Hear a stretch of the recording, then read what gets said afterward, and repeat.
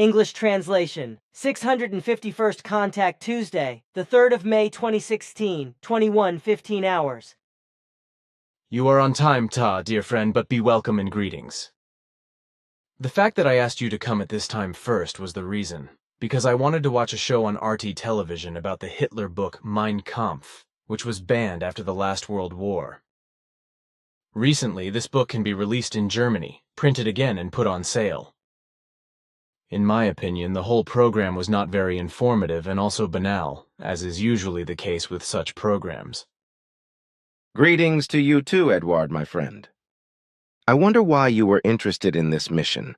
Because my father got you this book in 1948, because you were already interested in it as a teenager and then read it in detail and found it to be a catastrophic manure, as my father literally called your assessment in his notes. Yeah, that's right, since you're saying it, I remember how I called it. And as far as the program was concerned, I was simply interested in what was said about it and all around it, but everything was banal and meaningless.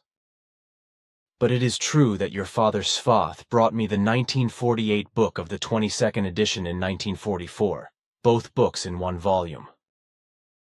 At that time, I effectively considered the content to be catastrophic crap, and therefore also called it catastrophic crap. Moreover, even at a young age I found that such a book should not be distributed, because the whole content seemed dictatorial and disruptive to order and security, etc., which is why I distanced myself fundamentally from the whole Mein Kampf book nonsense even then. I had long conversations with your father Svath at the time, which also led to him taking me with his ship during the war years to various places in Germany, as well as in Russia and Europe, where I could observe many war events, including the atrocities of the Nazis.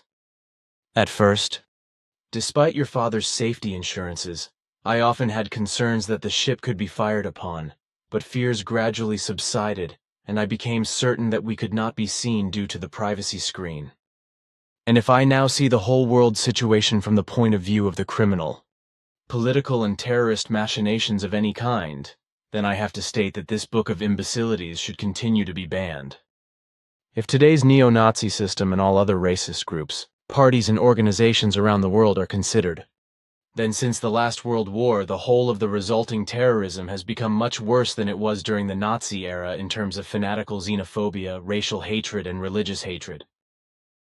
Countless paranoid psychopaths of the world have turned into terrorist groups, parties, and organizations, and are tyrannizing humanity. These include dictatorships which still exist today or which exist again, such as the European Union dictatorship, which is just as full of paranoid psychopaths as the governments of the countries of this union and of the United States. And when I speak of the USA, I mean all those who in reality lead the secret power in America and who are responsible for everything. So I exclude the current President Barack Obama, who has to cower and for the sake of his and his family's safety and life, do what he is forced to do against his will, as you have repeatedly stated since he took office and have said several times. However, the media does not say anything about this, but accuses him of anything to the contrary and holds him liable for everything that the secret government orders and the secret services, etc., carry out in murders, injustice and destruction, as well as torture, atrocities, and acts of war. The USA has always been the most vicious and unpredictable terrorists on Earth, and so it turns out that the USA together with the EU dictatorship are currently the biggest terrorists in the world, who do not leave out any common means to provoke Russia and possibly to intervene by force of arms. So they hope that sooner or later, in their greed for power and annexation, madness and irresponsibility, they will be able to launch a war to defeat Russia and annex it to their US-EU dictatorship criminal alliance. As has just been said, it has been the case with the USA since its inception that the world and humanity on Earth have been forced almost uninterruptedly under the thumb of the US with war, intrigues, death, destruction and genocide, and that without the rest of the world doing anything about it. And, as a rule, any intervention is only absent because all states have to fear that they too will at least be harassed by the USA or, in the worst case, will be brought down with murderous acts of war and turned into USA-dependent and subjugated countries. Unfortunately, Since the last World War, nothing has developed for the better, but much worse, because the unstoppably increasing overpopulation has resulted in more and more degenerate, unscrupulous, power-hungry, and criminal paranoid psychopaths who are unpredictable war-loving creatures who come to power and harass their peoples, as well as the peoples of other countries. This is known to me from my father's records as well as from your conversations in this regard, which were already recorded word for word at that time. And concerning these conversations between you recorded by my father, I was always amazed at your interest and knowledge at your age while reading them. This was also the case with regard to the fact that my father, as you have just said, let you see wars and atrocities that were difficult or impossible even for adult people to bear. We should not talk about it, because even if I was able to process it, it still evokes very unpleasant memories and emotions. So let's talk about something else, please. We can do that, but it is also unpleasant what I have to say, about which I have to explain some things. But I do not want to get involved in the matter myself, but only mention and explain certain necessities, because it is not my job to make a judgment, but only to give facts.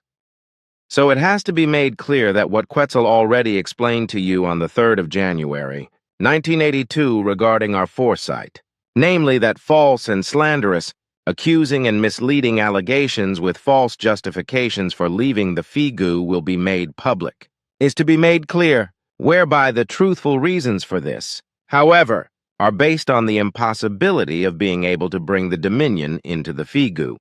The self-esteem, self-assertion, and intransigence, etc. of those who have left play just as important a role as their intolerance.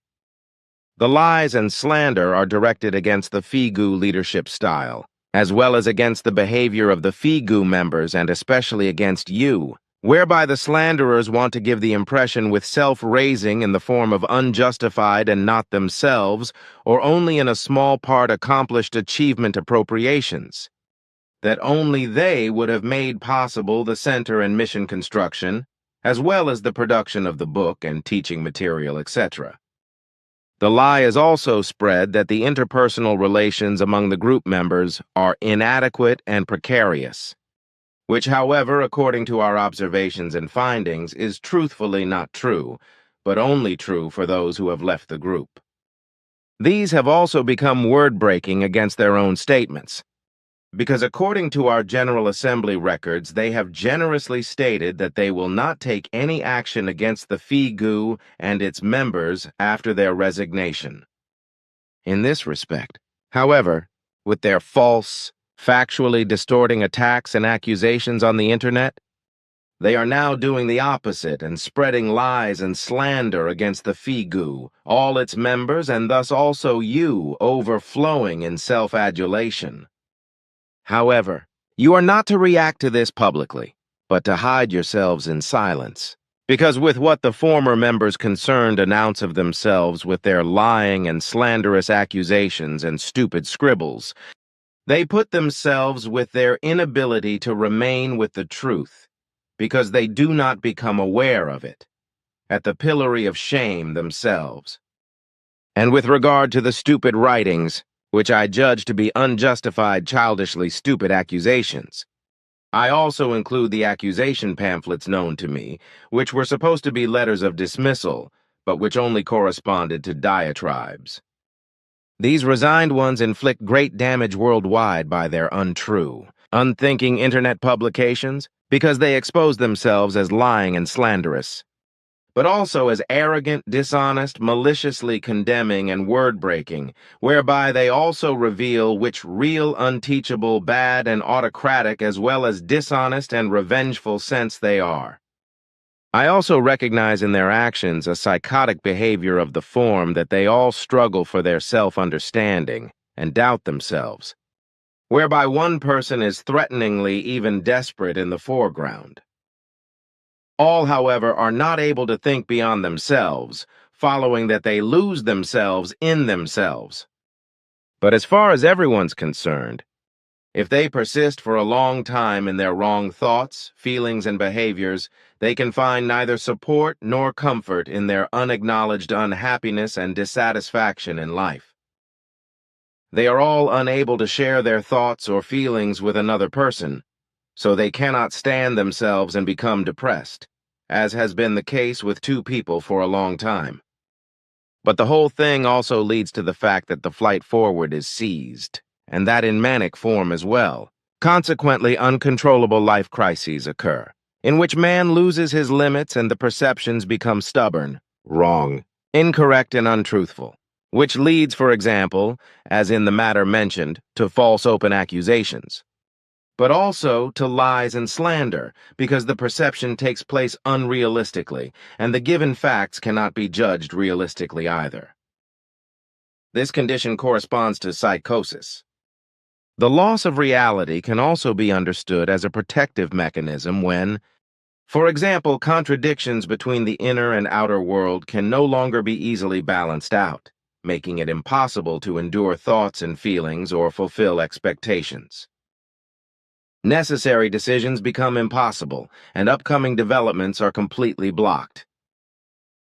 Aha, since you say it, I remember what Quetzal said about this coming. And that it will be done another time is the course of things and predictions, just as Quetzal predicted at that time, and the whole thing is inevitable. But the fact that it is now being done on the internet was not mentioned at the time, so I assumed that it was being done in the same context with hypocritical and slanderous greasy leaflets in journal and newspaper articles. This, like the brothers, and then finally cut their fingers into themselves. While for the Figu this was a great success, because the people in our center were trying to find the effective truth on the spot. Of course, we are also restrained in these new attacks, because we are not aware of any guilt, so we do not need justification. Nevertheless, I would like to say, like you, that the Figu, its members, and with it myself, are repeatedly insulted with lies and slander because vindictive know-it-alls, unhappy, dissatisfied and domineering people, as well as former Figu members, could not realize their low ambitions of wanting to play the boss. Oppression of opinion and intolerance, etc. in the Figu. We have often experienced this, which is why we had to break up 3 groups in the USA and 1 group in Japan. It is simply not acceptable for Figu members to play the role of rulers and be able to decide on their own, because the entire group is responsible for every decision. And opinions must be talked about so that every member can raise his word and say what he has to say. We do not need dictatorial, tolerant, and unindulgent behavior, nor the will to rule and oppress that this entails on the part of the members, in order to satisfy their own ambitions for power. Everyone must also have equal rights and full freedom. But unfortunately, there are also members in the Figu sometimes, even for many years, who attack, deny, and slander everything better, good and positive in order to put themselves in a better and good light, but which they are never able to ignite due to their lack of development of consciousness, short-sightedness, self-exaltation, selfishness, and their stubborn and false criticism and willingness to rise above others. But these are poor and pitiful fellow human beings who vegetate in negative, bad, and even evil, envious attitudes, wanting to know better and driven by a lust for power, and who neglect and do not get their lives in order to achieve a good evolution of consciousness, just as they do not get to grips with a healthy psyche. Such people can be given for years and decades, and not infrequently throughout their lives, the best possibilities of instruction to build themselves up as true human beings and to free themselves from all their ballast. Their inadequacy, their ambitions of wanting to rule and be boss, their wrong behavior, their arrogance and self-righteousness. But they don't make it in their self-righteousness and trample the other on their heads and smash their cylinders. Just as they criticize everything that doesn't fit under their hat, because they are too ignorant to really understand something. Nothing more needs to be said, for what you and I have set forth calls everything necessary in a neutral way, for which nothing more needs to be said or explained. Exactly. Then the following regarding the pages from Guido's book, which we correct. These are the nuclear physics pages, about which I asked Florina to ask you whether we should not omit them from the book, because the majority of those people who read the book do not understand or are not interested in the whole thing. And on the other hand, we think this nuclear physics treatise does not belong in this book, which fundamentally deals with and should deal with other things, than just general physics and atom physics and other book topic unsuitable insertions. Already, when we both were editing the book to a large extent, we talked about it and found that such and certain other insertions were wrong, whereby we decided, however, to remove for the time being only certain other parts, which were obviously schoolmasterly and would also snub school-educated adult humans. That was so, yeah. However, we set certain other parts aside so that we can decide about them later. And if I remember correctly, it was also these nuclear physics pages that now find the whole correction group unsuitable for the book content. Did you make a decision about that now?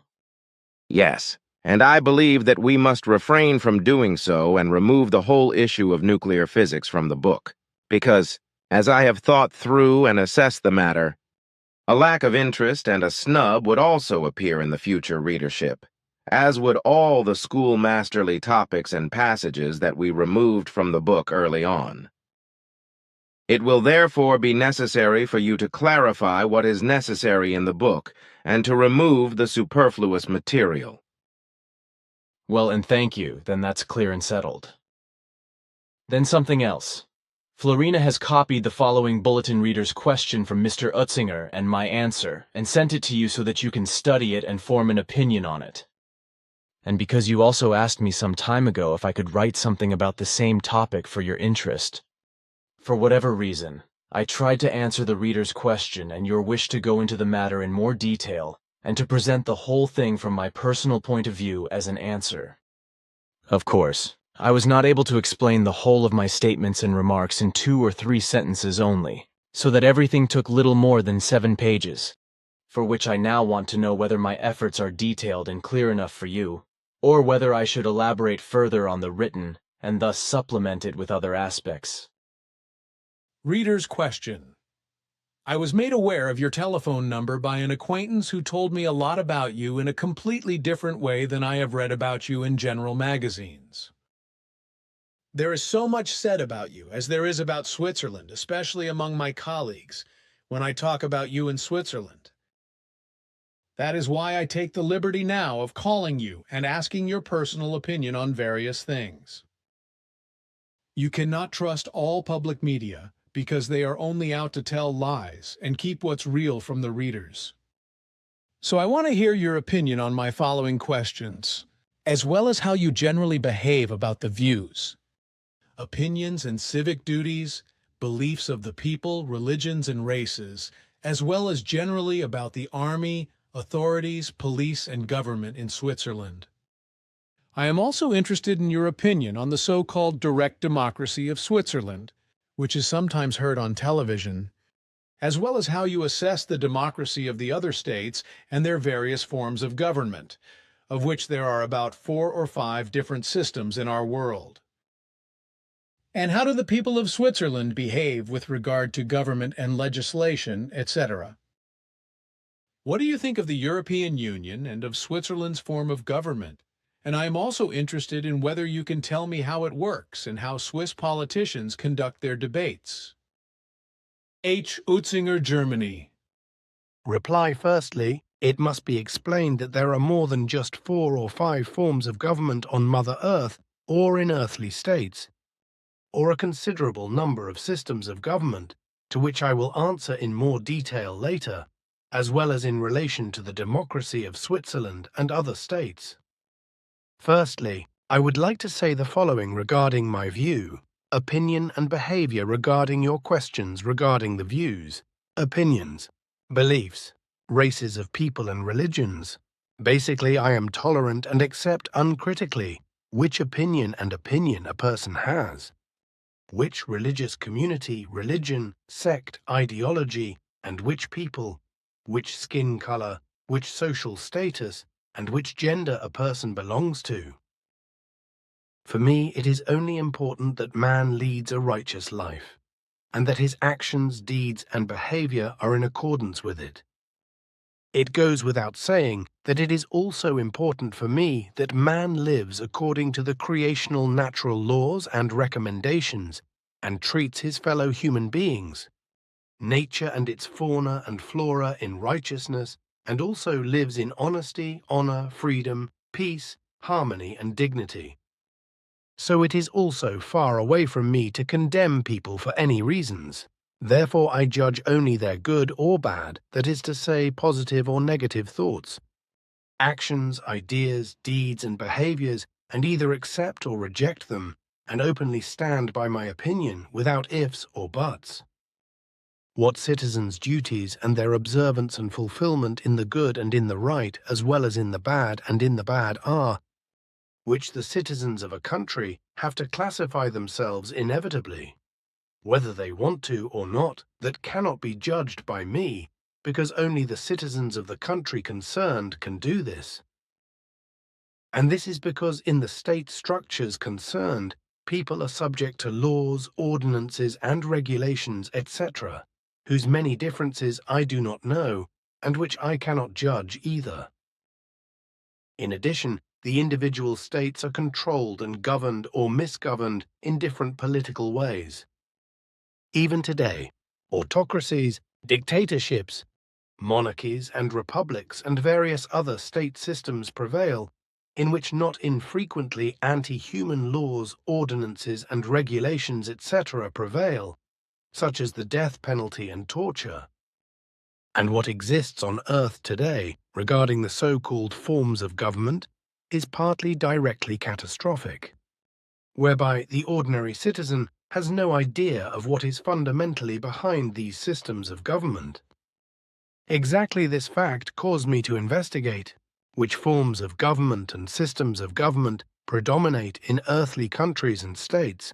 Therefore, I found the following interesting list of forms of government and states in the Internet at Wikipedia. List of forms of government and systems of government. This list of forms of state and government lists all the systems of government that exist, sorted according to today's two-part view of forms of state, namely republic and monarchy. However, since some political scientists and constitutional law scholars also sometimes distinguish these two forms of government from dictatorial systems, which is not uncontroversial, especially since dictatorships usually call themselves formal legal monarchies or republics. The systems of government that appear there are also explained in more detail below.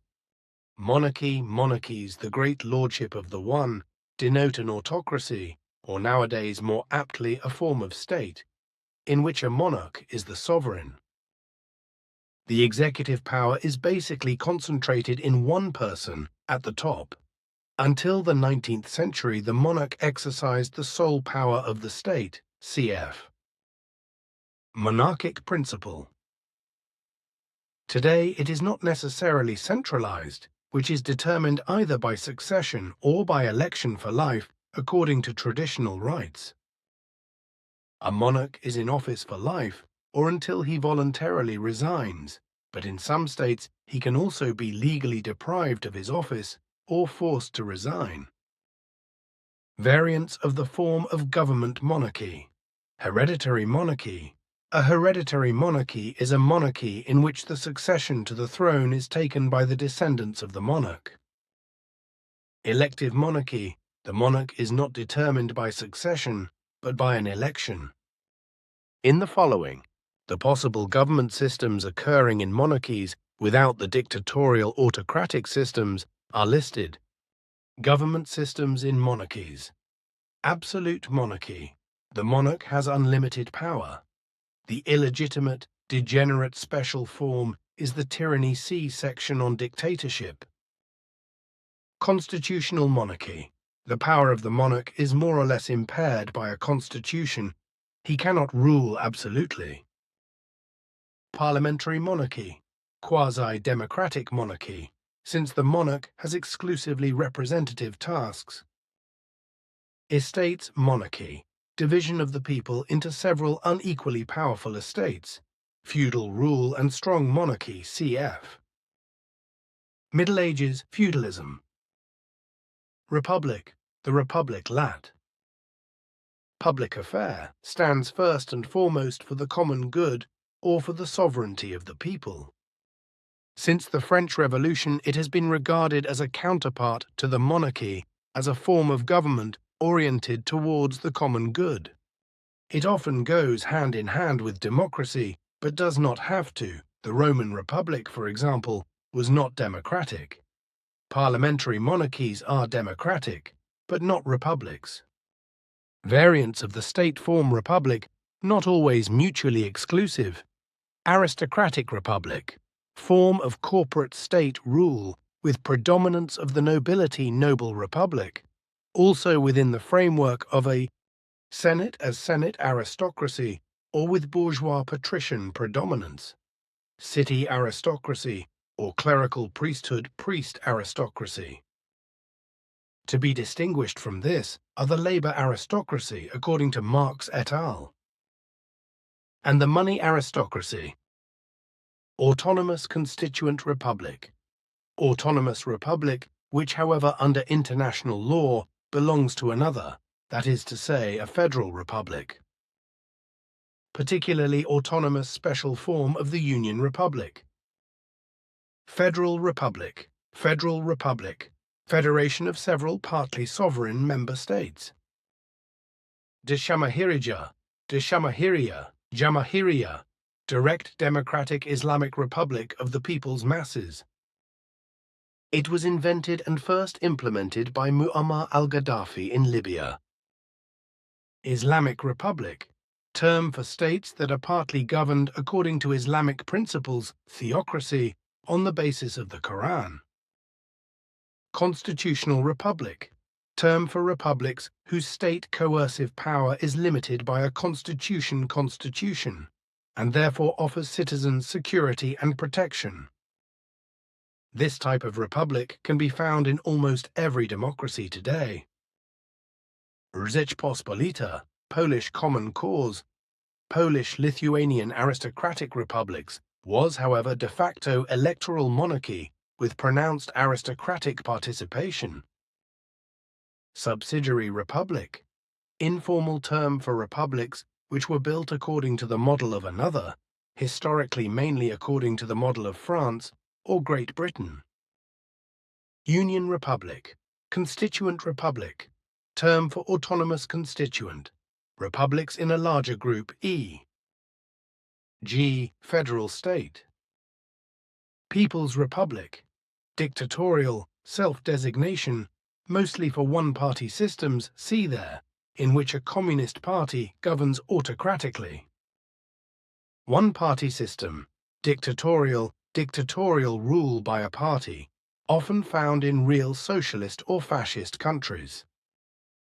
Military dictatorship, exercise of government through a military system, see also military government, and corresponding hybrid forms. The following is a list of possible government systems in republics without the dictatorial autocratic systems. Government systems in republics.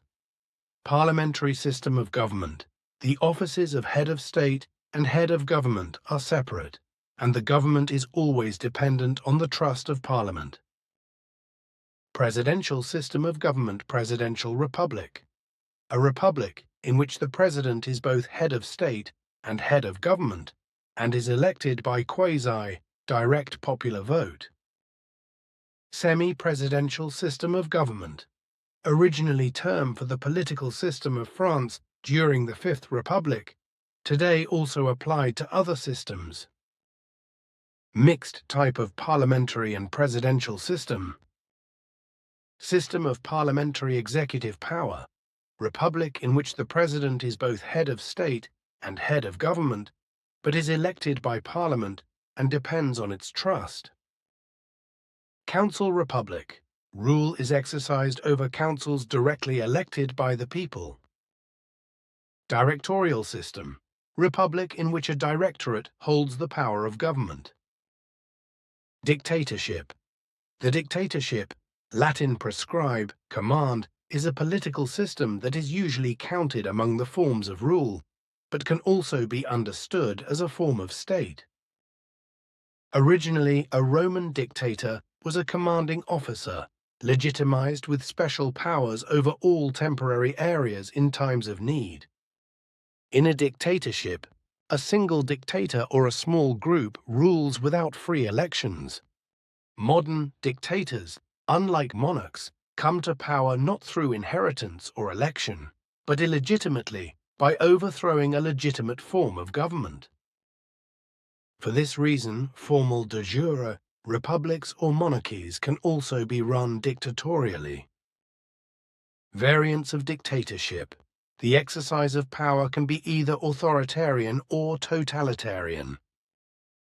A special case of dictatorship is the dictatorship of the proletariat, that is to say, the rule of the working class, which stems from communist ideology. Government systems. The following table also gives a concrete summary of the dictatorial systems of government. Dictatorships, one-party system. Dictatorial rule by one party, often to be found in real socialist or fascist countries. Military dictatorship, the exercise of government through a military system. Personnel dictatorship, less ideological dictatorship fixed on a leader, and thus the system of government of a dictatorial charismatic rule. Mixed forms, mixed types from the previous dictatorship variants. Tyrannis/despotism, degenerate form of an absolute Gewalt, reign, corresponds to an autocracy or despotism, and is thus an illegitimate dictatorship and arbitrary rule of the monarch. I would now like to say something about this, namely that most citizens of all countries of the world probably hardly know what is really hidden behind the forms of government of their home countries. And that, as I see it, also refers to the majority of the Swiss people, which you also address in your block of questions. So, first of all, I would like to talk about the direct democracy of Switzerland, and briefly also about the Swiss form of government. On the whole, I am personally satisfied with our Swiss government, and also grateful that I can live and do my work in peace and freedom and in relatively good and great security in this, my beautiful home country, Switzerland. And this is something that I can judge very well, because I have lived for years in many countries and have also worked privately for various authorities as a commissioner in the fight against crime, and have consequently gained insight into government systems, legislation and popular opinions, and their ways of life, etc. I have also been able to work for a number of authorities in the field of the fight against crime. So I was able to acquire some knowledge in this respect, and can also acknowledge that the government, namely the Swiss government as a whole in Bern, as well as the government in the cantons and municipalities, but also the army and the police forces in Switzerland, are doing a very good job in other respects, and are exceptionally in a much better position when compared with other states. Certainly there are certain things in the form of views, opinions and aspirations with regard to the party system, which is from questionable to very questionable, such as the traitorous attempt of certain parties and their homeland apostates, or their members, to sell Switzerland off to the EU dictatorship in an irresponsible manner, in disloyalty to their homeland, and thus endanger the entire freedom, peace, neutrality and security of the country. But there are also facts that contradict a direct democracy, as it is wrongly proclaimed again and again, because Switzerland does not effectively have a direct democracy, but a so-called semi-direct democracy. Now, I would like to say something about your question, which relates to the form in which Swiss politicians conduct their debates. In addition, I see the matter with regard to political and parliamentary debates, etc., with the Swiss government in comparison to other states, in such a way that these are conducted far too laxly. In a semi-direct democracy state, such as Switzerland, there should not be any laxity and no cuckoos in political, parliamentary or government debates. There should be open, honest and direct communication, and therefore an absolutely open word. If, however, this is not given effect, then there is a climate of monotony and of talking about the matter, and of protection from the addressed, but especially from the matter, which has to be treated intellectually and rationally, and must be taken in a correct and valuable decision and resolution. If, in such debates, a need for harmony is sought in order to avoid necessary attacks on others who do and advocate the wrong things in an opinionated, know-it-all, thoughtless and frivolous manner, then that is completely wrong. In principle, hard words of hard truth are also necessary in order to conduct valuable debates, and this applies both in a family and in the government. But if this is not accepted by politicians and parliamentarians, if hard words and hard truth must also be valid in political debates, then such politicians, parliamentarians, and government members do not belong in political parties, in a public office, or even in the government. So, for the clarification of all things, and especially with regard to the truth, a two-sided or multi-sided sharp rhetoric must be in the foreground. But if someone cannot or does not want to accept them, for some self-sacrificing reason, etc., then such a person is neither fit for office, politics, parliament, nor government. But as far as the laxity with regard to communication in political, parliamentary and governmental debates in Switzerland is concerned, these could be conducted in sharp rhetoric despite the need for harmony. This is precisely the case if individual incompetent members of the debate, who have to be rhetorically attacked in their way of opinion, action and behavior, and who cannot accept this because they simply insist on their point of view in an autocratic and self-pitiful manner in order to confirm themselves in an unteachable way, would not participate. If I now look at the whole of all earthly systems of government, I find that democracy is fundamentally lacking everywhere in those countries, although I am right to exclude Switzerland, which is effectively a functioning semi-direct democracy, where it is falsely proclaimed, as is usually the case with a republic or a union, etc. I think that the Swiss are the case. I would like to say in particular what I myself understand by this, and specifically by direct democracy, what should actually also be understood by the state by this. Unfortunately, however, there is practically no state in the world in which this direct democracy exists in its entirety, nor democracy in and of itself, except on a larger scale in Switzerland.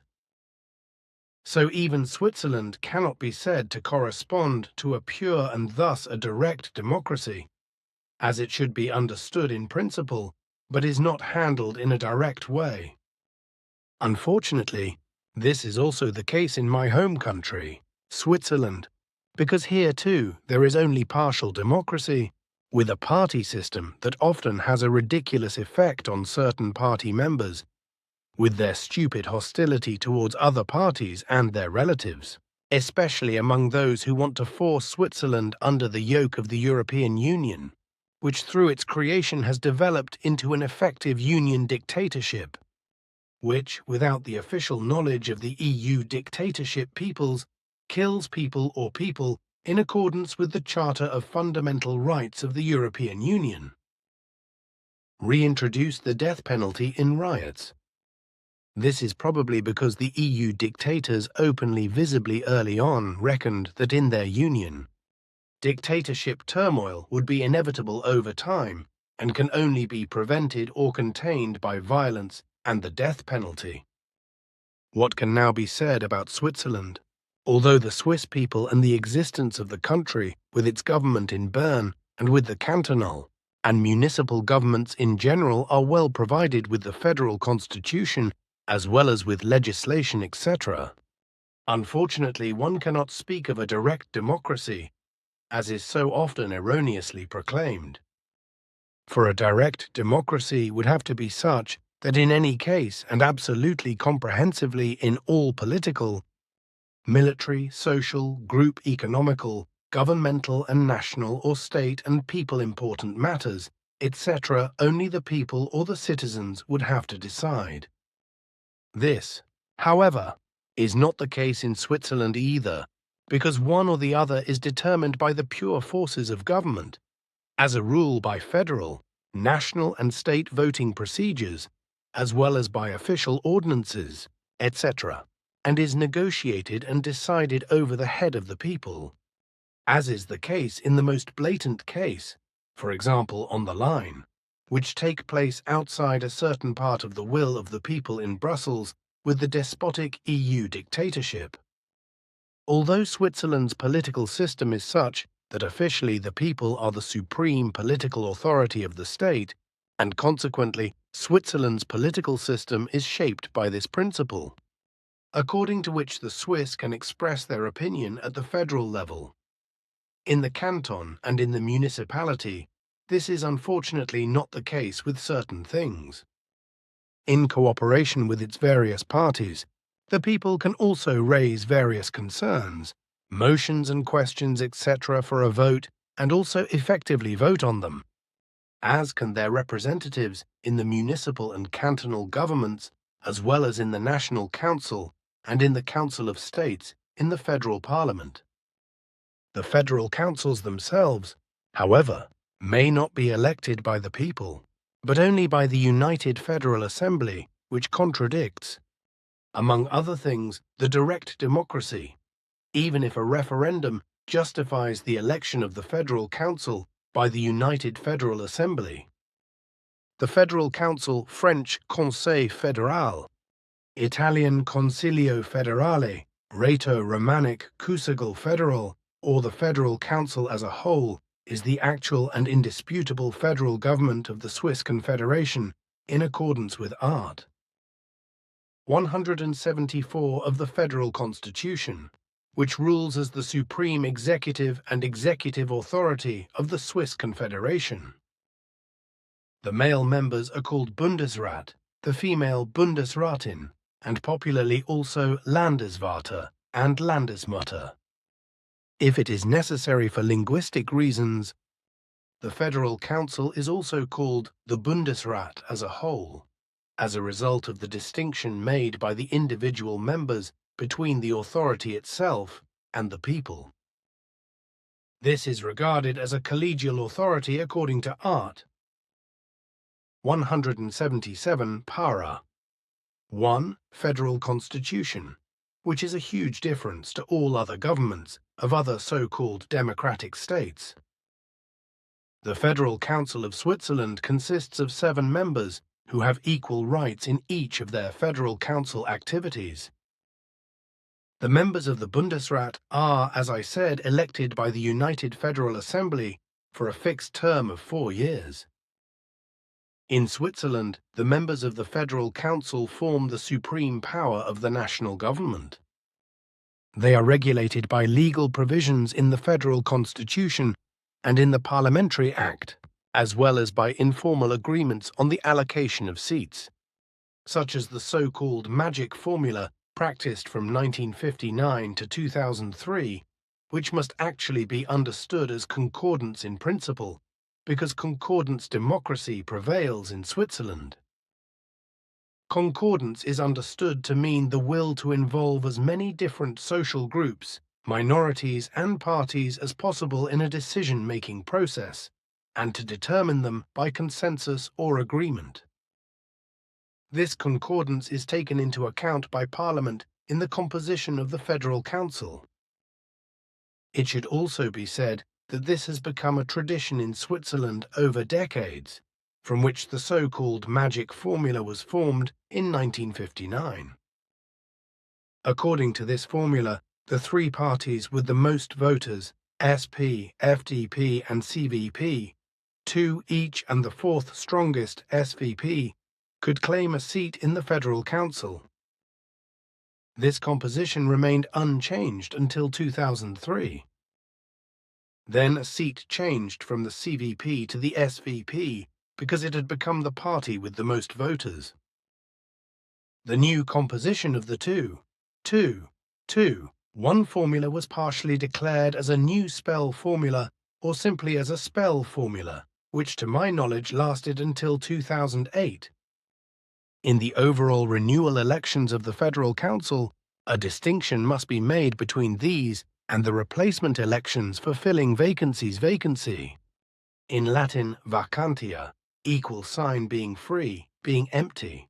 It refers to the fact that an office or a job is currently vacant.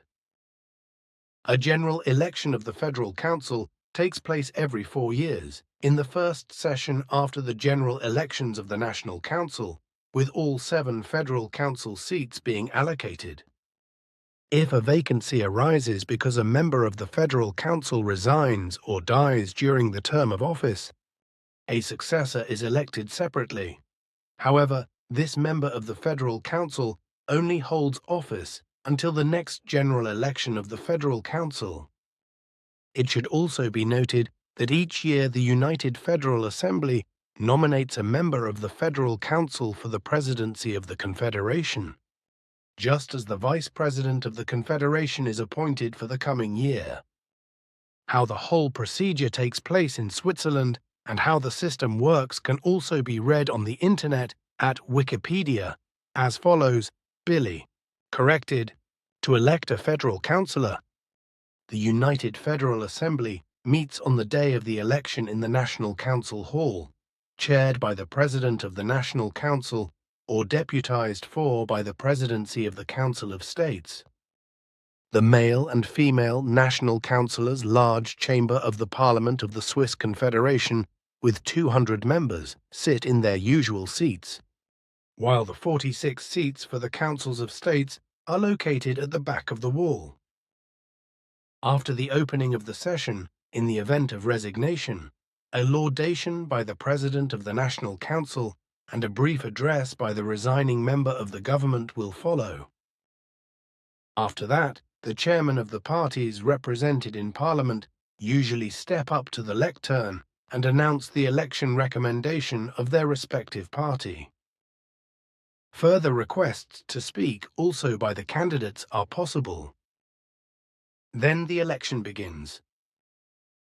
According to the Parliamentary Act, the election takes place by secret ballot. For each ballot, different colored slips of paper are distributed to prevent electoral fraud. After each ballot, the result is read out by the chairperson. The new Federal Council must be elected by an absolute majority of the votes cast and valid.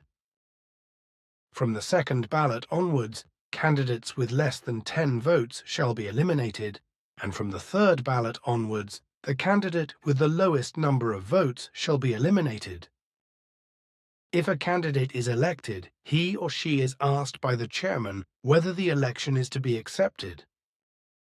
If the person elected is not himself a member of the Federal Assembly, the Assembly shall normally be suspended until the person concerned is present. In rare cases, it has also happened that an elected member asked for a period of reflection, and the meeting was therefore adjourned. If it finally declares acceptance of the election, the swearing-in follows immediately. The person or persons elected, in the event of re-election, shall appear before the Assembly accompanied by the Federal Bible. This is where they take the oath of office.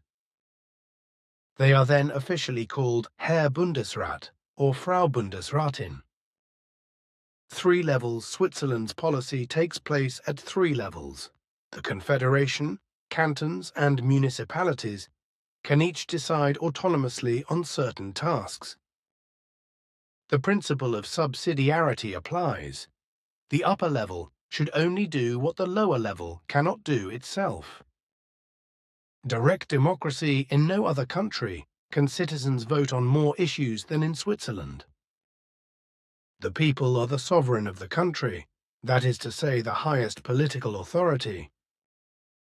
It comprises all responsible women and men with Swiss citizenship, over 5.2 million people.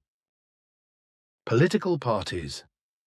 Switzerland's party landscape is diverse.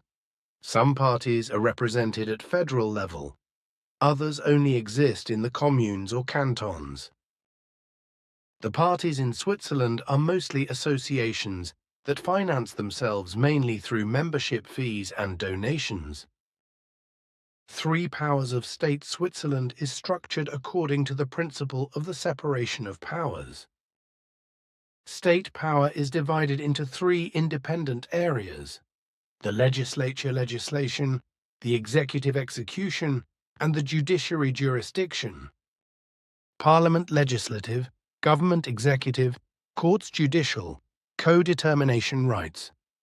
In addition to voting rights and the right to vote, Swiss citizens have other co-determination rights at all levels and can thus play a decisive role in influencing politics. They can, for example, launch an initiative or referendum or submit a petition. So much for the system of government in Switzerland. So let me now address the question of democracy. Democracy, this term, comes from the ancient Greek and means rule of the people. So the opinion of this term is that unlike all other forms of government, only the people have the power and opportunity to exert significant influence on politics. In this respect, I also understand that the term people refers to both sexes, that is to say, women and men, or all citizens of the country or state.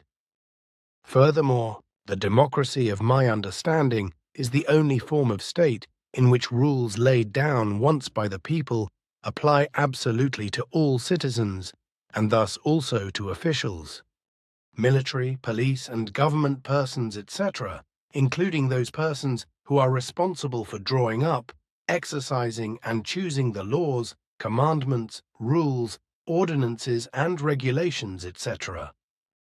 This is an important difference to all other forms of government existing worldwide, whereas in dictatorships and absolute monarchies, etc., it is customary that the laws, ordinances, and regulations, etc., drawn up do not apply to the rulers who run the country, nor to some extent to their satellites and henchmen, but only to all normal female and male citizens of the people. There are various states in the world that claim to maintain a democracy, some of which differ greatly. Although they have all three principles in common, namely freedom, control, and equality, these are in reality only partially given and also limited, because if the whole is considered, then it is recognizable that the rights, which should be completely valid for all, are not valid for all, if it concerns, for example, criminal cases. The fact is that in these democracies, injustice often takes precedence over justice when rulers, officials, oligarchs, and other public or deserving persons break laws or regulations and then touch them with kid gloves and are leniently and, so to speak, pardoned, excused from any unjustified extenuating circumstances, and punished ridiculously and gently in contrast to the serious crime. And this also happens with serious criminals and serious criminals of all kinds, because in general the false humanity that has emerged for a long time has completely degenerated. As a result, serious crimes are now being punished far too mildly in a false humanistic manner, which means that every form of serious crime, such as murder of all kinds, etc., as well as serious crime and light crime, are becoming more and more prevalent. And the more overpopulation increases, the more and more the whole of false humanity, criminality, and crime of every kind spreads out in ever worse forms, with unfair governments and innumerable corporations cheerfully interfering in it without being able to prove it to them, and therefore not being called to account. The majority of the public bodies that can be bought, such as TV, radio, newspapers, and journals and their journalists, play a very important role in the deliberate misinformation that cheats, deceives, and misleads the people and the readership, and leads them to wrong views and opinions. But as far as the form of democracy is concerned, it must be said that in such a form there must be three fundamental values, such as freedom. This must correspond to a clear legal order, constitution, and laws, and be observed, as well as an expressly desired diversity of opinion must be guaranteed, including freedom of the press, which, however, has unfortunately been for decades, mostly in practically all states, through testimony and interview distorting, dishonorable, self-opinionated, sensational guile, truth-twisting journalists and media are abused shamefully with lies, sensationalism and slander, often paid for by unfair machinations of certain companies, oligarchs, corporations, politicians, and even governments, from which, of course, all righteous journalists are excluded. Democratic freedom also includes freedom of assembly pursuant to Article 20 of the Universal Declaration of Human Rights of the United Nations of the 10th of December, 1948. Freedom of assembly and association. 1. Everyone has the right to freedom of assembly and association for peaceful purposes. 2. No one shall be compelled to belong to an association.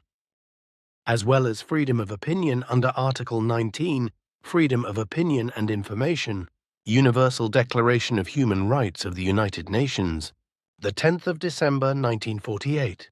Everyone has the right to freedom of expression. This right includes freedom to hold opinions without interference, and to seek, receive, and disseminate information and ideas with all means of communication, regardless of frontiers. Control. In a democracy, all three powers, Parliament legislative, government executive, courts judiciary, must be clearly separated, the result of free elections must also be accepted, and the people can exercise control over the government. Equality. In a democracy, all citizens must have the same rights and duties, which applies to all officials of authorities and governments, as well as to academics, directors, presidents and presidents, judges and male and female police officers and military personnel, etc. As is the case in Switzerland, such as members of the Federal Council, the National Council, and the Council of States. This equality is not always guaranteed. However, where there is some form of nepotism or nepotism in relation to being better off, as a result of social status and title sneaking, etc., which unfortunately, like everywhere else in the world, cannot be avoided in the democracy of a country, but is concealed by lazy excuses and reasons and false humanity. Democracies exist in three different forms. To my knowledge, indirect democracy, semi-direct democracy, direct democracy. Within these forms, there are partly big differences, which are probably not important to list. But the following is interesting to know about the three forms. Indirect democracy means that the people elect the deputies' legislature, who then elect the government executive. It is the deputies, however, who decide independently on laws and the Constitution, so that the people can only decide through a detour through the laws. Since the deputies are elected by the people, they then also represent their voters in Parliament in decisions concerning laws and the Constitution, but the deputies determine.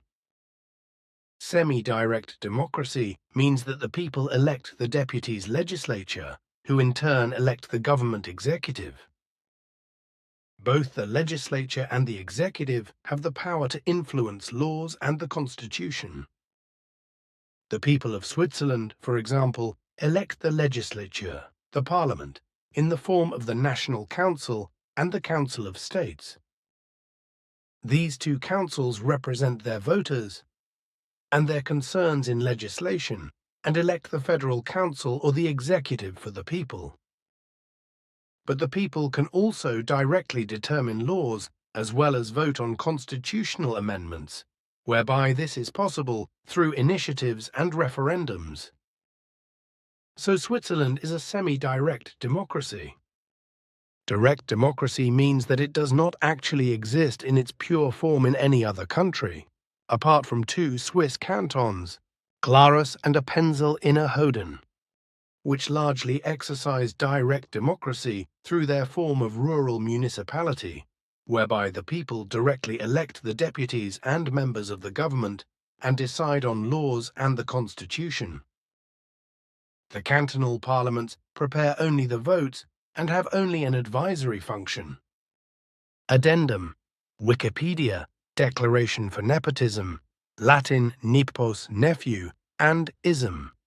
In German called Vetternwirtschaft, in Swiss German called Vetterliwirtschaft, refers to an excessive provision of advantages by or for family members or relatives.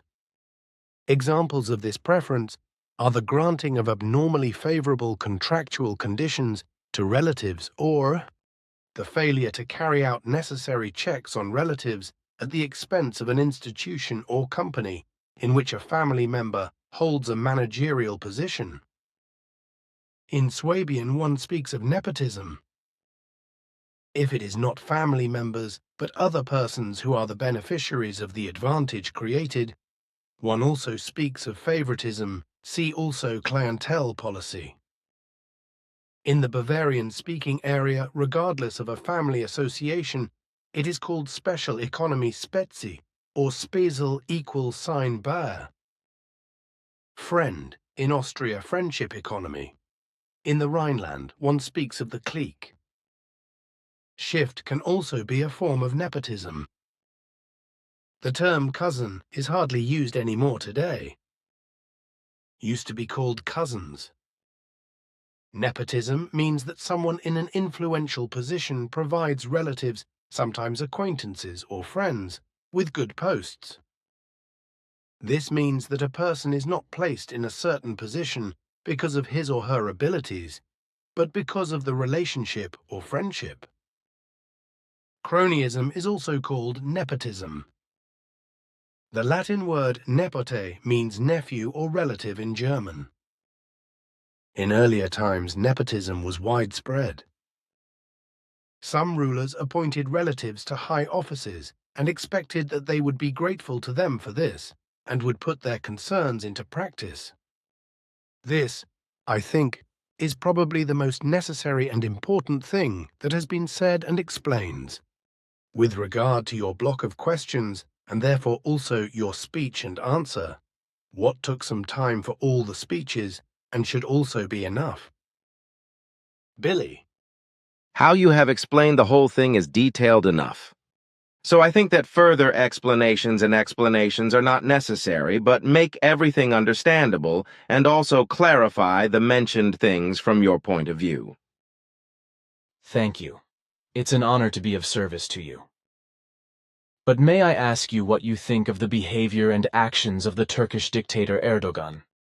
Through his predisposition, he has in fact already turned into a dictator some time ago, whereby he is trapped in a delusional form in religious, conservative, or regressive, backward, and power-obsessed sectarianism. As a dictator, he lives under the delusion that he does not have to be bound by any legal norms. Following that, he arbitrarily interprets existing and traditional laws, applies them and has them implemented by his henchmen, and thus terrorizes that part of the people who is against his dictatorial sectarian reign, his megalomania and personality mania, and his self-assertion. For quite some time now, he has imagined himself as the absolute ruler of the state, has already shown the first traits of a tyrant, is despotically inclined, and strives for autocracy, tyranny, and oppression of the people. Aha, about in this frame I appreciate him too.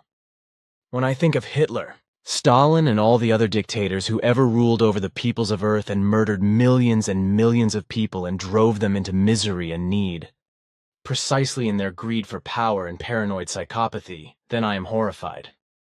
When I think of what can still develop in Turkey as a government, when the Erdogan madness is not stopped, when Turkey may still be admitted to the EU dictatorship and two dictatorships then do their mischief in Europe, then the European people still have a lot of evil ahead of them.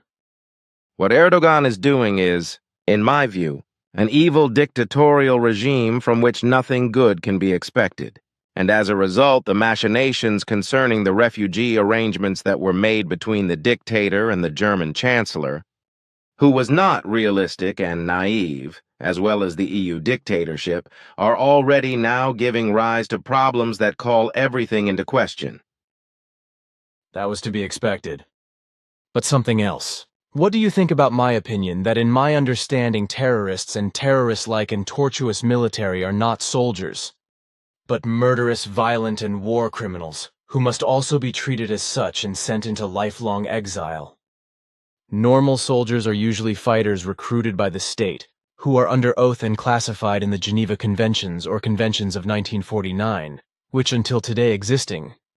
Rules for the protection of wounded and sick military personnel on land and at sea, as well as prisoners of war and individual agreements were laid down. The protection of civilians in armed conflicts was also newly enshrined in a Fourth Geneva Convention. In particular, the Third and Fourth Agreements contain detailed human rights guarantees in favor of prisoners of war and civilians. A single exception, the common Article 3 of the four Geneva Conventions, contains absolutely fundamental human rights which are only applied during international armed conflicts. You know my opinion that I can only confirm and endorse yours. What do you think about it? If I may come back to the matter of resigned FIGU members, that the resigned members did not exercise the necessary indulgence and tolerance towards group members who made mistakes, wrong actions and behavioral errors, or did not observe articles of association and statutes as well as group resolutions correctly. Furthermore, in their bossy, self-righteous arrogance, those who had left the chamber were not accepted in their logical objections, opinions, necessary improvements and innovations, as well as advice or proposals, and were slanderously insulted as preconceived decisions or resolutions, etc., while on the other hand, bossy, illogical, and freedom-impairing measures were demanded of them, which could not possibly be affirmed. The reason for this was that the bossy efforts of those who had resigned could not be permitted, who for a long time had tried to control and dominate the FIGU association and the core group members. But this is exactly what they deny and slanderously state, that we FIGU members. And so, of course, I, as KG member and head of the association in the first place, have malicious efforts of domination. And because they did not succeed in this, the FIGU membership was cancelled, and I was attacked as a leader, because I always intervened against such machinations that were hostile to freedom, figurines, groups, and illegal. In my opinion, such behavior of the will to dominate violates the personal freedom of man as well as his freedom of action and opinion, because he must be allowed to make mistakes and to correct or excuse them by making corrections. Also, the human being, thus also every FIGU member, must be given the freedom to free himself from his duties for plausible reasons. For example, if a school course stays abroad as a result of work, or if illness or accident, etc. require this. I can understand why you should talk about it again, because what you have said now was still necessary in my opinion. During our conversation so far, I thought about various things, which was not the case at the beginning of our conversation when I raised the matter. So I too would like to say a word about this, and that is the following. All FIGU members of the core group and passive group are free people in every respect, who are neither controlled by you, nor by other members, nor by us. But what is maliciously claimed to the contrary by resigned FIGU members is an arrogance and a lie that clearly shows that those concerned are selfish, truthful, diminutive, and in need of recognition, following which they put themselves in the foreground with false accusations against others with lie claims to try to express themselves as victims. They clearly prove this with lies and slander, which are based on the false need to have to justify oneself publicly on the internet. They are not able to consider that they, unwisely denouncing themselves, make their lower attitude public by defaming and discrediting themselves against the FIGU and you, and show that they have not brought about any noteworthy positive change with regard to their development of consciousness all this time in the association FIGU, and therefore have not learned anything in their selfishness, and also have not changed their negative thinking, acting, and behavior into good forms.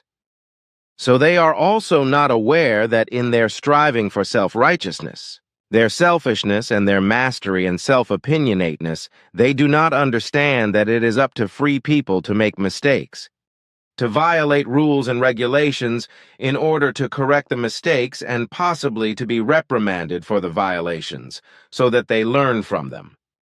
Nor can they understand that, from the point of view of humanity, indulgence and tolerance must be cultivated in relation to making mistakes and contravening rules and regulations, but never pressure, violence, punishment, and coercion, and certainly not in a bossy or arrogant manner, etc., as was striven for by those who had left, in order to shape the line and direction of the Figu Association according to their imperious interests and to lead it in the wrong way, which would drive everything that has been built up and developed into ruin. I want to have said this after my first remarks, because I reconsidered everything and find that according to our notes and my personal observations and findings, the necessary must also be clarified by me. Thank you very much for that. For my part, I mentioned the whole thing again but let's not do that because I think any more words would be superfluous. So I want to come up with some questions that on the one hand interest me personally, but on the other hand have been asked as bulletin questions, which I have to ask you to answer. You know that the questions are not addressed to you, but to me, just as bulletin questions. Because I cannot answer them. I see, then I am willing to answer when it falls within my means. Thank you. We have repeatedly spoken about the so-called UFOs and the four groupings that just turn around in earthly space with unknown flying objects.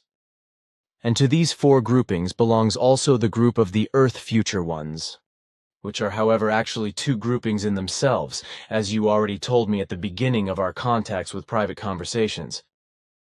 Your daughter Simyase, but also Quetzal and yourself talked about it. But it was never published in discussion reports, because it was always private. So it was not until more recent times when you made certain observations and gained unambiguous insights and came to important evidence that there was a halfway open discussion about it. I would now like to ask to what extent it is permitted to talk about this in an even more open way now, as well as with regard to the fact that the grouping of the Earth Future Ones actually corresponds to two groupings and why you call them so, and only as one grouping. Because they are actually two of them? There is no real secrecy about this, because we have cautiously only vaguely talked about it because we lacked certain evidence, which we now have and which has provided us with good knowledge and caused us not to seek contact with either group in the future. And we call these groupings Earth Future Ones, because the one grouping is effectively Earth Future, or exists in the distant future on Earth, and comes through time bridges into the present time. Excuse me, by time bridges you mean time travel, as we say? In this case, the future Earth humans are those Earthlings of the distant earthly time who already live on Earth in the distant future, and who, through the possibility of their time travel technique with their various small and large futuristic flying machines, have been coming into earthly presence since time immemorial and also into our present today. However, this is also done by the other group Earth Future Ones, which has its state in a certain underground area of Earth, has a general futuristic technology, and therefore also very highly developed aircraft. These aircrafts, which I call so in your sense, are an earthly technical development for today, which is completely futuristic, that is to say progressive, innovative, progressive, trend-setting, ahead of the present time and therefore trend-setting, etc. With regard to this second grouping, which you also call future Earth humans, it must be said that these are not, however, descendants of extraterrestrials from the distant future of Earth, nor are they direct, but indirect, very distant descendants of extraterrestrials. These people live deep underground under Earth's surface, and with their futuristic flying machines they also turn around in Earth's airspace, as I already knew from Asket, because she had already initiated me in this regard in the 1950s, but she was spoke. Also your daughter Simyase, Quetzal, and you explained a lot to me, but you always said that I shouldn't talk about it officially because it's not the time yet. It is mainly this group of the future that makes a name for itself again and again, especially in the Western world. And this happens very often. and interestingly enough, most often in the Western Hemisphere, which we call the geographically conceived Western Hemisphere with this term, as a counterpart to the Eastern Hemisphere or hemisphere. If I remember correctly, the two imaginary hemispheres are separated by the 0 degrees reference meridian at Greenwich and the so-called anti-meridian at 180 degree.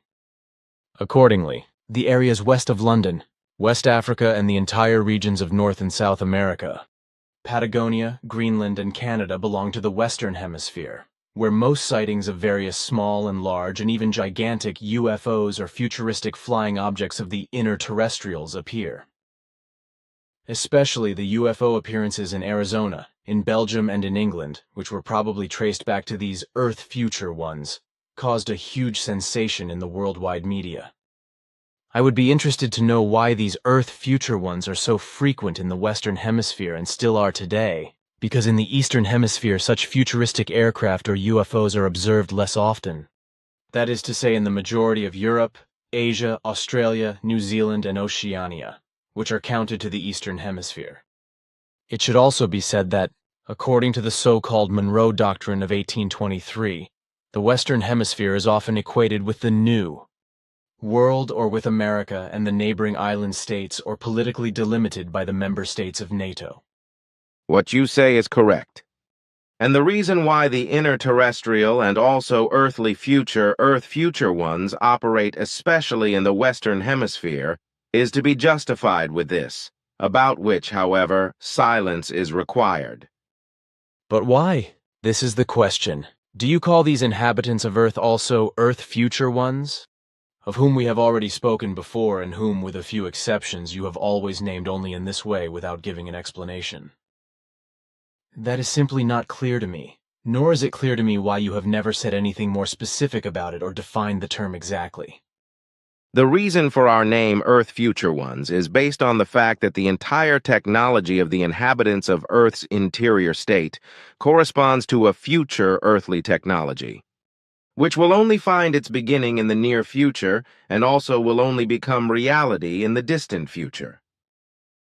And the fact that we never talked about it in detail and made no statements was because you never asked about it in your restraint and always kept to observe and keep silent about our directives.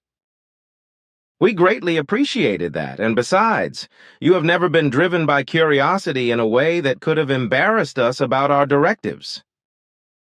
And what we ever explained to you, including secret things, was always out of necessity, but we could always rely on you keeping the word to keep silent under all circumstances. All right, we don't have to talk about that, because you answered my question, so you don't need it anymore. Then again, a question. Are the three that I have and I met, as well as the two and so relatives of this what you call her by her real name? If so, then they live in the subterranean state structure in the area of, but they also go under the people on Earth's surface, but despite remain unrecognized or are replaced by the surface Earth objects in because they may know a lot about you.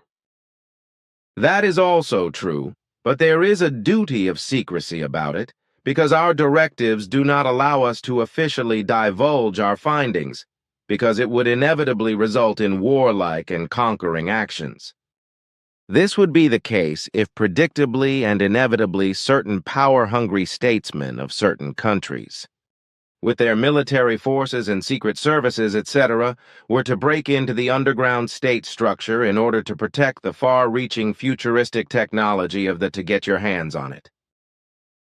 You've told me about your directives many times before, and I'm sticking to them. But what we just said about that can remain official, right? No names, or places may be mentioned. And it must also be clear that we will continue to make no contact whatsoever with these groups. Which I know your reasons for. Well then, with what I now come to the questions that relate to bulletin reader questions that I cannot answer and therefore have to ask you for answers, if you permit. So these are questions that you, not me, were asked to answer. You know that questions from other people to us are not answered, but only those that concern your interest. Yeah, I know. And the questions that have been put to me are of course of particular interest to me, because I have never asked you questions about these things before, and therefore have an interest myself in getting answers to them. And look here, the fax request, it says, "Today I have several questions for Billy." Ta reads, Good, I will answer the questions then. Thank you. Then I will begin with the first question. How do the Pleiadians and the members of their federation feel about alliance love or about entering into love relationships? How high is the proportion of Pleiadian women and men in the total population who are classified into a polygamous alliance? Our federations are in no way subject to the provisions, laws, and regulations of the relevant Pleiadian forms, for all federations have their own, over which we Pleiadians do not exercise control. However, in all federations it is given that their own regulations, laws, and ordinances are largely, but not necessarily, aligned with our Pleiadian values. And with regard to your question, I must call up the necessary information because I am not familiar with it.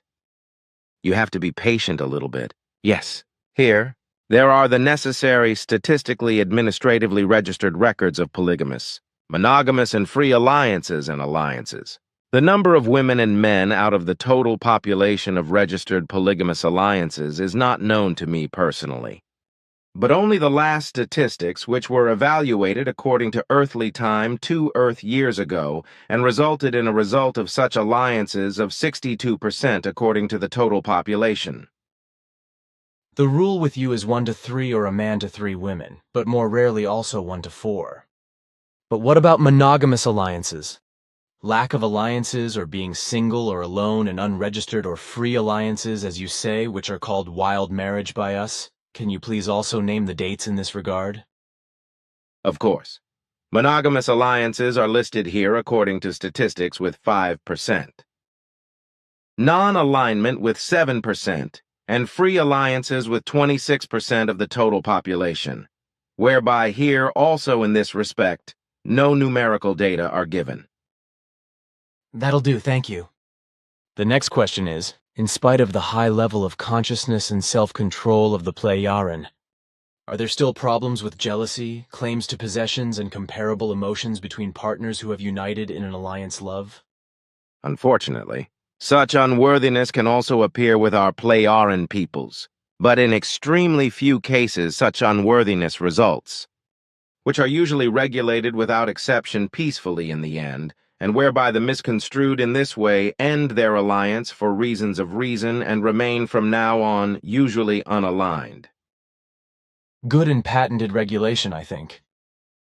Then the following question. How do the Pleiadian keep it with the personal freedom within the alliance love form? Are there any obligations and mutual dependencies that restrict freedom?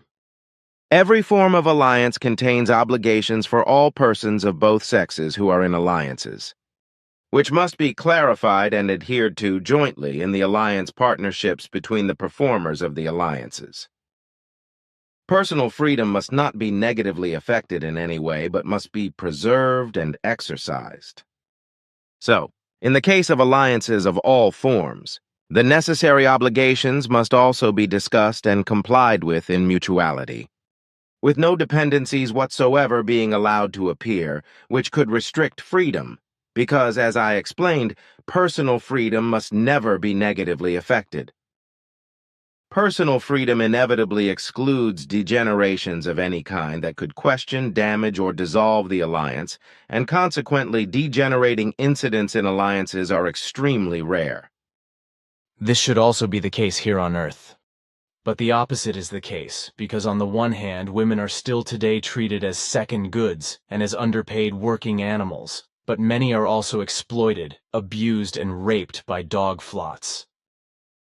This also happens to a very high percentage in officially closed marriages, as well as in wild marriages and in friendships, etc.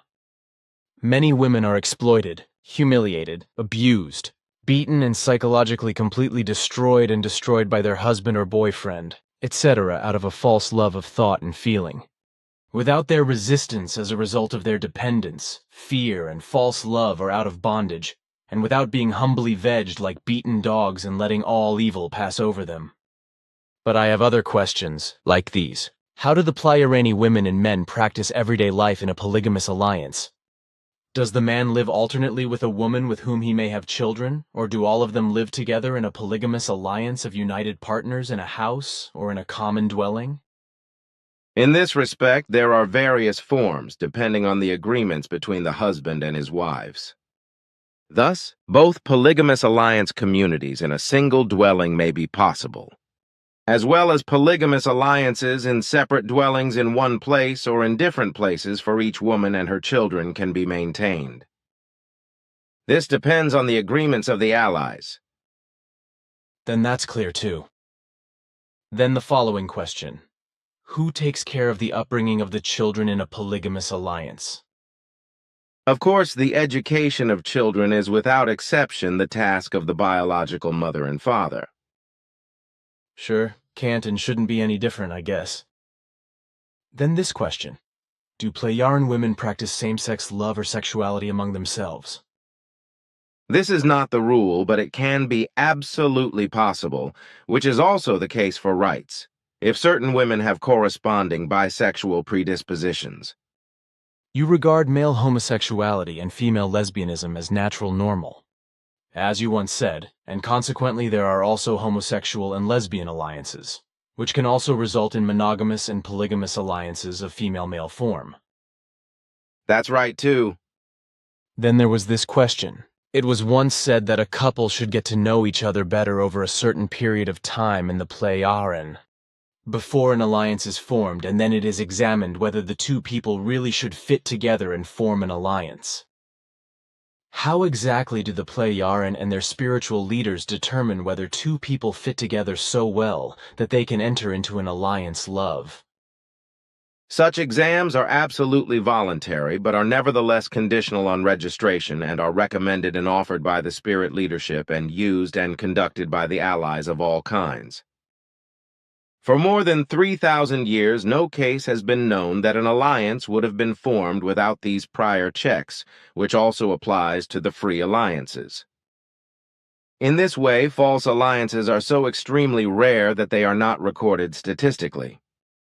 The tests themselves are carried out after very precise and varied clarifications, factor analyses and tests, primarily with regard to the type and condition of the partnership relationship, the character value, as well as with regard to partnership freedom, partnership behavior, partnership relationship ability, descendant parenting skills, partnership crisis management skills, partnership compromise skills, partnership handling skills, partnership willingness, partnership ability, partnership trust, partnership openness, partnership attitude, partnership communication and partnership commonalities, etc. The entire list of clarifications. Factor analysis and tests include 70 important moments, which also include non-partnership and social, but also psychological and interpersonal relationships, as well as educational and lifestyle values, etc.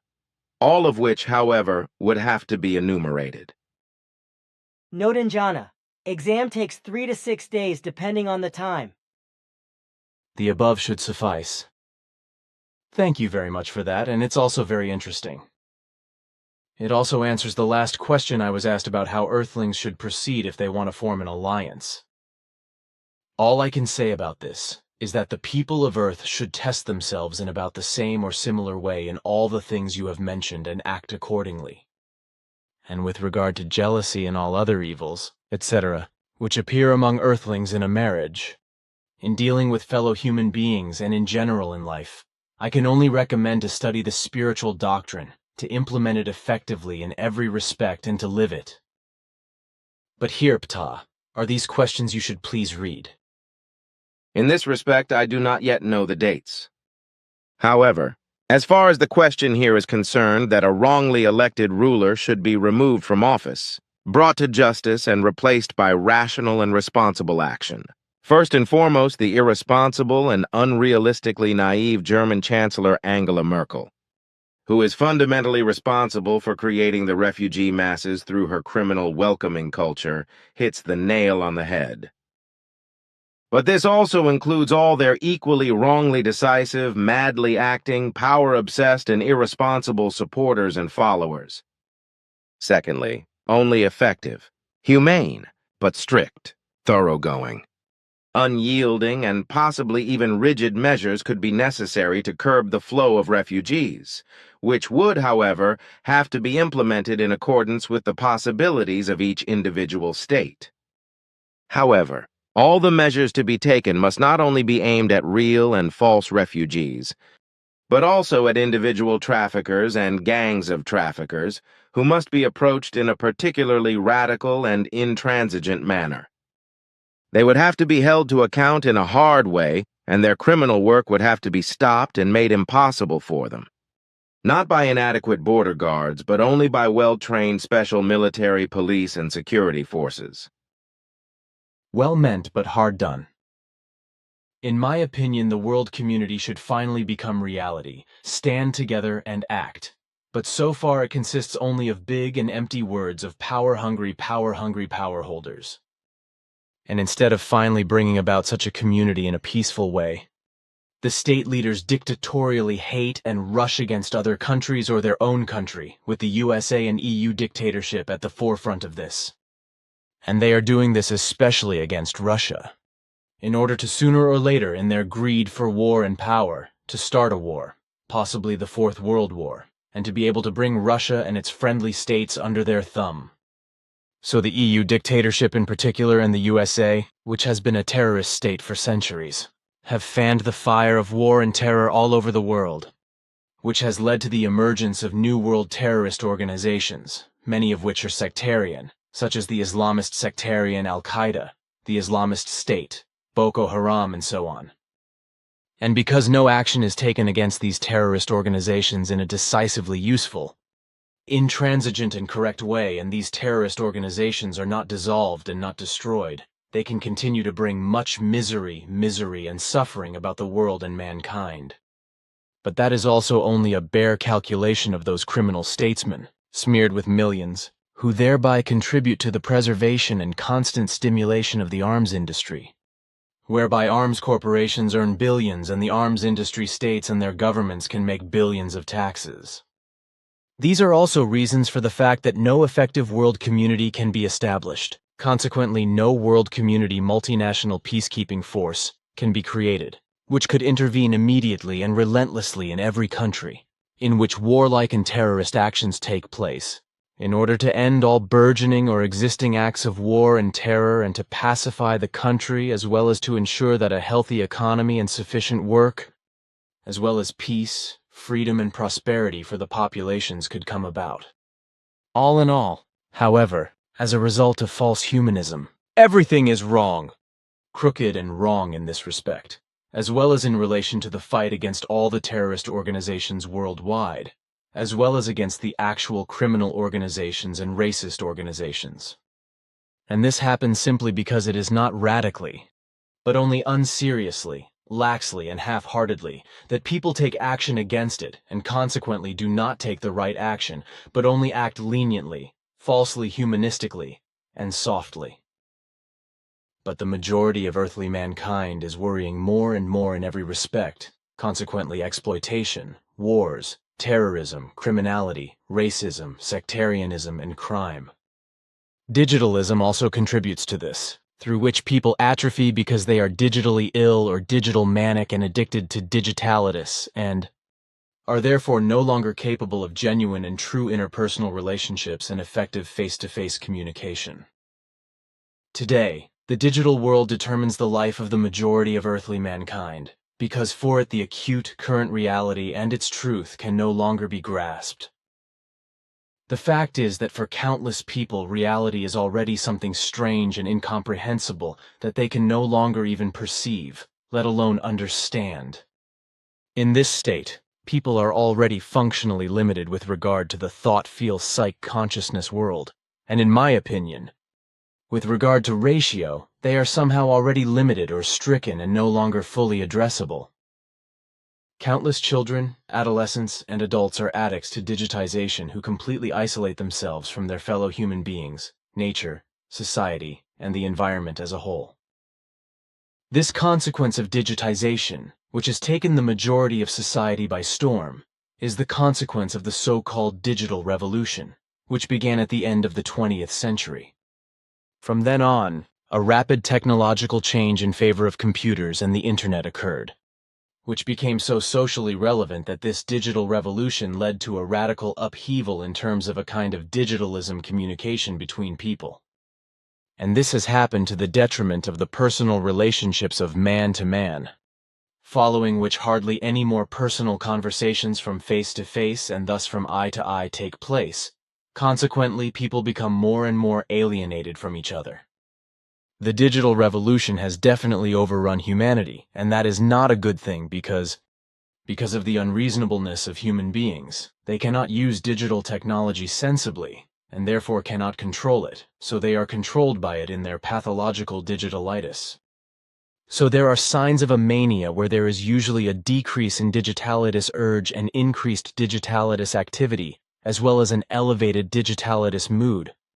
And this positive mood is contagious and distributed among all those involved in such digitalitis activities. Typical for these digitalitis people is also a reduced self-confidence, their self-esteem, their isolation from the world, lack of interest in life and initiative, etc., etc. Digitalization has penetrated virtually all areas of everyday life and is so deeply rooted everywhere that humanity is morbidly dependent on it. Nobody can and wants to imagine his life in existence or everyday life without computer, iPad, app, etc., because the digitalism addiction has degenerated into an affective mania. That is to say, into a pathological high spirits, which has serious and fatal personality changing, interpersonal, psychosocial, financial, and cultural consequences. The reason for this is that digitization is fundamentally changing all areas of people and all industries of all kinds. There are examples of this in the cultural field en masse. Areas of work such as agriculture, construction, technology, medicine, politics, sound storage media, games, films, videos and photography, etc., etc., but nothing is done against it. On the contrary, the whole thing is promoted by companies, corporations, and even by offices, organizations, and governments, without considering that the whole delusion of digitization will sooner or later lead to a human, social, and technical catastrophe. This is already pre-programmed by the irresponsible misuse of digitization. Humanity, and especially all those responsible in the world, do not think about this, but only when, at the end of the manic digitalitis high spirits, a heap of shards or an irredeemable chaos and misery of stunted family, social, human, partnership, personal, economic, and worldwide rottenness, depravity, devastation, and destruction has been brought about. There's no arguing about that, because I can only confirm every word you say. Besides, there would be a lot more to say. In my opinion, however, all statements, explanations, admonitions, and good and important advice are just as meaningless and fall on infertile ground as in many other relationships. But now, Edouard, dear friend, I must go my way again, for my duties call me. I will not return until the next month, because I have some obligations that will take a long time. If there is a need, please call Florina or Njana. Goodbye, dear friend, and pleasant time. Thank you, Ptah. Goodbye too, my friend.